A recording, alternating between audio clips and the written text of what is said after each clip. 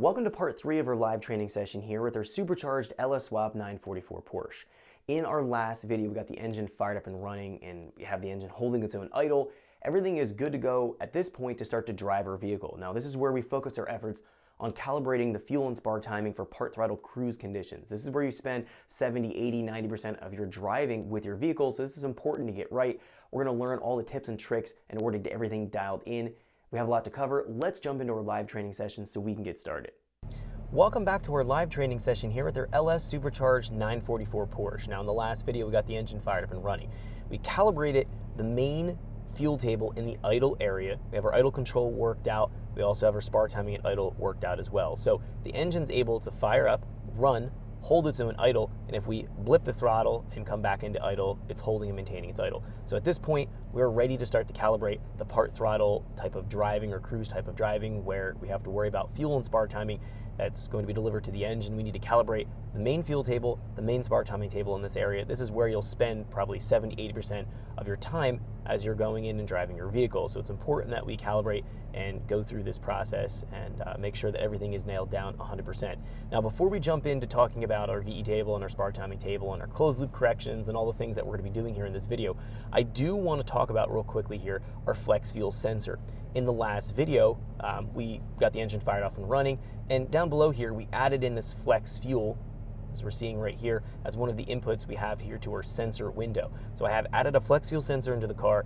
We, in the base map creation video, set up a flex fuel compensation table looking at the flex fuel sensor. We set it up on an input, set it up as a frequency. Everything was set up right and calibrated right for it to actually work. But we found in the last video, it was showing here that it had a low error, that it didn't pick up on the flex fuel sensor at all. Now that was a result of the actual flex fuel wiring being incorrect. I want to talk about that real quick because it's very important that if you're going to be doing a flex fuel tune, that you definitely cover this aspect that I'm not sure if I talked about and brought up in the main training course, and that's going to be adding a pull-up resistor on the signal wire of the flex fuel sensor.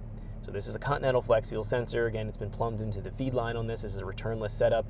It's been wired in to the actual Holley here. If we go to the pin map, and jump in real quick here, if we take a look at the inputs, we have the pin A3 that's going to be designated for the flex fuel sensor signal. That's a frequency signal, so it's going to be 50 to 150 hertz. Now, the problem with the Holley is that it requires a pull-up resistor. In fact, it's going to be a 10K pull-up resistor that's going to go across the signal wire, whatever particular pin you're using for the signal, and the 5-volt reference, which is found on pin A26 here on the Holley Terminator X. And we actually have a picture coming up here.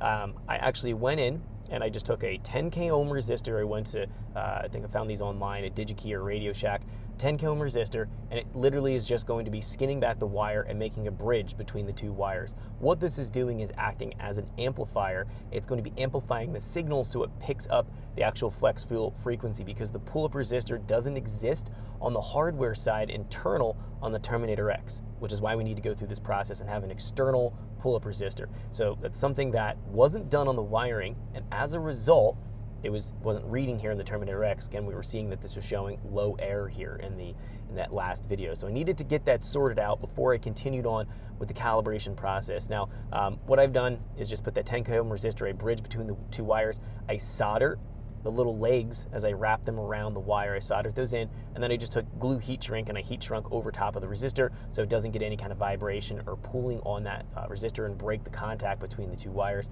and cause any further issues.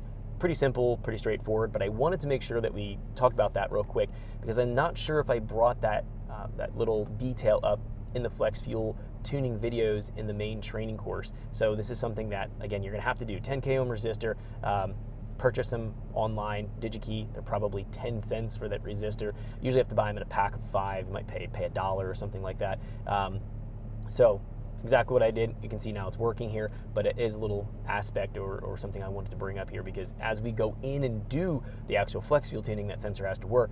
But because we have to make sure that this is having some kind of compensation and accounting for that 10%, in this case it's showing 13% ethanol content in the fuel system, that will skew out what the fuel delivery is going to be against the main VE table. I wanted to account for that right now. In fact, let's just talk about that real quick here. If we go into the advanced, we take a look at the 1D table, and in our table 1 here, we have our flex fuel. We can see that it's going to be adding here about 5% fuel against the main VE table, adding 5% against the pulse width at idle, part throttle, wide open throttle, to compensate for that 13% ethanol. Now, the reason why that's important is that for some reason, the vehicle gets pure petrol fuel, so ethanol-free gas, and it drops down here to 0% ethanol, it'll take away 5%, and it'll renormalize the table and account for ethanol-free fuel. And likewise, if we go up in ethanol, it'll have this background multiplier here and have this linear multiplier based on the stoichiometric points between pure petrol fuel and pure ethanol. It'll be able to compensate for that. It'll make sure that the fuel delivery is going to be consistent as we change our ethanol blends. We're going to get into that in a separate video, but I wanted to cover that really quickly here and just cover, just making sure that you're aware of that. Again, I'm not sure if I covered that in the main training course, but again, you know what to expect right now and know what to do if you have a flex fuel sensor and you're wiring it in. Not a big deal. Just make sure. Thanks for checking out our teaser clip. If you want to see the rest of this video and more than 500 hours of current EFI training we have to offer, make sure you click right here. If you want to go and check out more teaser clips from this training course, click here. And you don't want to miss any of the videos we're going to be releasing on this channel, so make sure you subscribe and click here. Thanks for watching, and I'll see you guys later.